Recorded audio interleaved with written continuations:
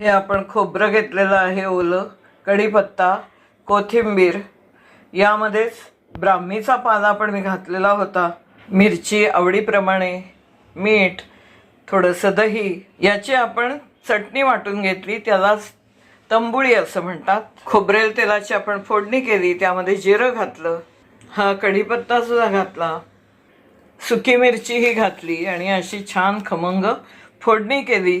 कर्नाटकामध्ये केला जाणारा हा चटणीचा प्रकार आहे की अशी भाताची मूठ तयार करायची, त्यामध्ये लोणकढं तूप आणि वर ही घातलेली तंबुळी। साऊथ इंडियन आपला पदार्थ तयार आहे, तुम्हाला तर नक्की आवडेल, जरूर करून बघा। ब्राह्मीचा पाला जर उपलब्ध नसेल तर जे काही आपल्याकडे असेल, जिरं किंवा ओलं खोबरं, कोथिंबीर, ओव्याची पानं, जे काही उपलब्ध असतील त्याची पानं वापरून चटणीचा प्रकार आपण तयार केला।